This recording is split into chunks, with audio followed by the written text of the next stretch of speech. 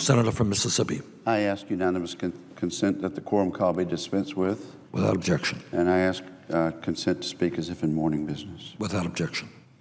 Thank you, sir.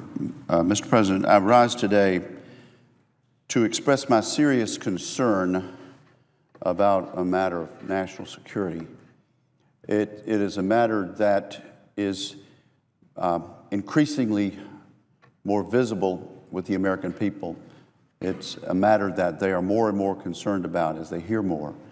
It's an issue that is not going away until it's properly investigated by the executive branch of this government. And that, of course, is the recent news publications that discussed details of counterterrorism plans, programs, and operations of our government.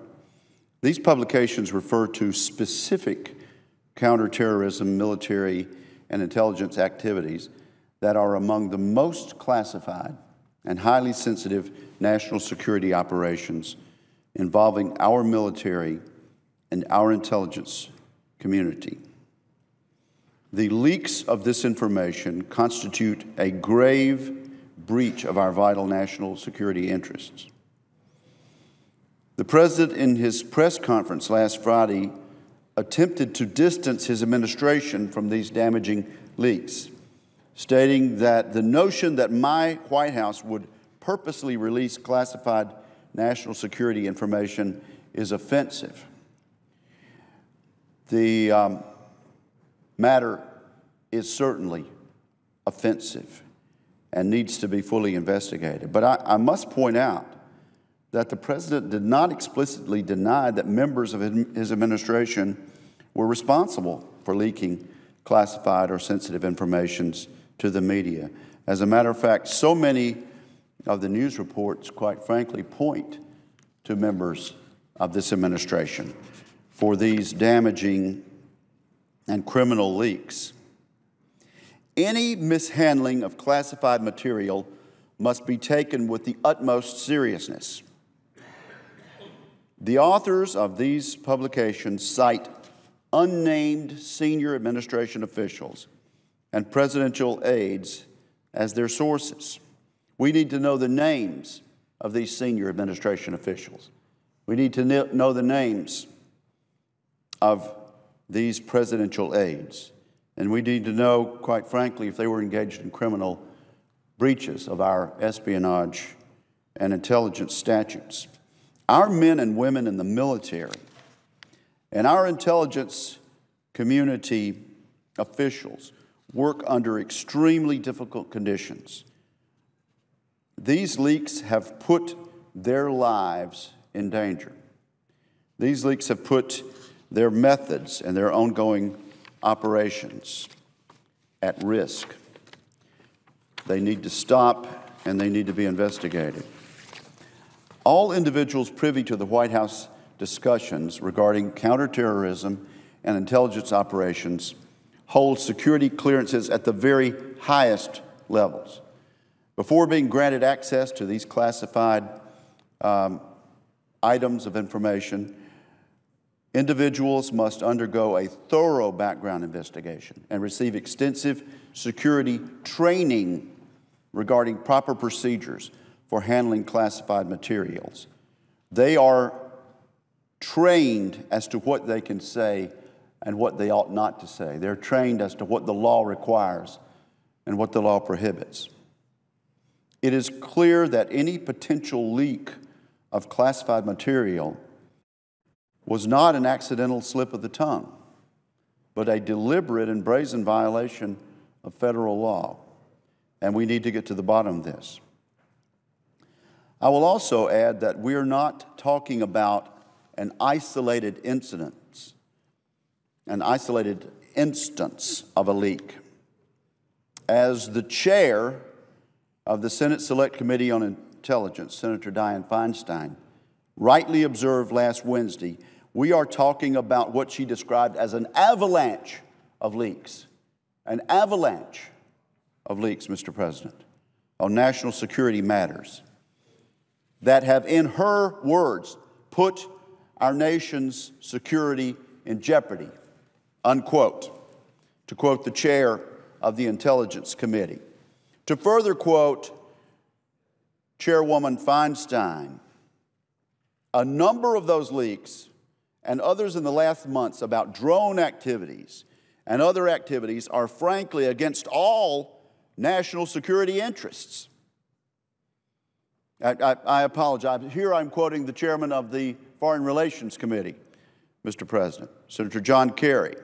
I'll read again since I've got the citation correct. A number of these leaks and others in the last months about drone activities and other activities are frankly all against national security interests, said Chairman Kerry. He goes on to say, I think they're dangerous, damaging, and whoever is doing that is not acting in the interest of the United States of America. And yet news reports say that these reports come from senior administration officials. We need to find out who these administration officials are. And then further to quote Senator Feinstein, who I began quoting earlier. She said, when people say they don't want to work with the United States because they can't trust us to keep a secret, that's serious. When allies become concerned, when an asset's life is in jeopardy, or the asset's family's life is in jeopardy, that's a problem. The point of intelligence is to be able to know what might happen to protect this country, and I could go on and on. Now, Mr. President, I've joined 10 of my colleagues in co-sponsoring a Senate resolution that urges the U.S. Attorney General Eric Holder to appoint an independent special counsel to investigate classified information leaks by the administration. And yet, instead of a special counsel, the Attorney General has merely appointed 2 Justice Department attorneys to investigate the leaks. U.S. Attorney for the District of Columbia, Ronald Machen, and his counterpart in Maryland, Rod Rosenstein.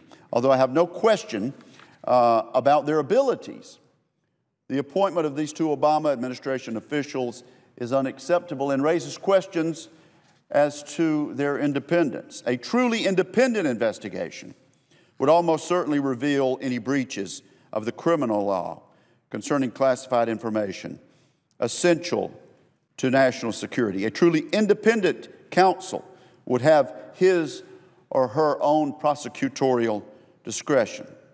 And if the administration leaks such information, the public has a right to know, and the public has a right to be outraged. The lives of Americans and our friends have already been put at risk. The Obama administration cannot be expected to pursue a complete self-investigation of allegations of this magnitude in the midst of an election. They simply cannot be asked to do this, especially when those responsible could well be members of the administration themselves. Attorney General Holder is a principal on the President's national security team. Members of this team may very well have been the sources of these leaks, members of the Attorney General's team. I want to ask this. Does the administration really want the truth in this? Or is the administration simply looking for cover? What is it about an independent special counsel that frightens this administration? Is it the truth that this administration is afraid of?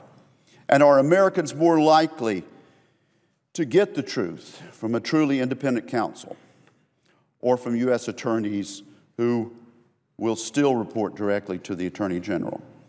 The administration's concern about special counsels is understandable. If an independent counsel investigation reveals proof of leaks for political gain, it will not be pretty and will not sit well with the American people. Madam President, this Sunday marks the 40th anniversary of the Watergate break-in. It started small, but as more and more people began to ask questions and as more and more people began to demand a true investigation, the truth finally was revealed, and it brought down a presidency. Early on in Watergate, a member of my political party, a member of President Nixon's political party, a former nominee for president, Barry Goldwater, came forward to the American people and said, let's get the truth out. No more cover-ups. Let's get rid of the stink, and let's find out what was going on. Members of my party should have heeded the words of Barry Goldwater at that moment, and perhaps the scandal could have been brought to light, and people involved in a subsequent cover-up would not have been asked to do so. Barry Goldwater was right. Members of both political parties would be well advised today to ask this administration to come forward, appoint a truly independent counsel, to have a truly independent investigation of these breaches of national security. What I'm talking about today is evidence of criminal disclosures of national intelligence secrets, disclosures that have damaged our national security and continue to damage our national security. This issue is not going away. I urge the Attorney General, I urge my President to ensure confidence in government and to appoint a special counsel to investigate and hold accountable anyone responsible for these flagrant violations of our national security. Thank you, Madam President, and I yield the floor.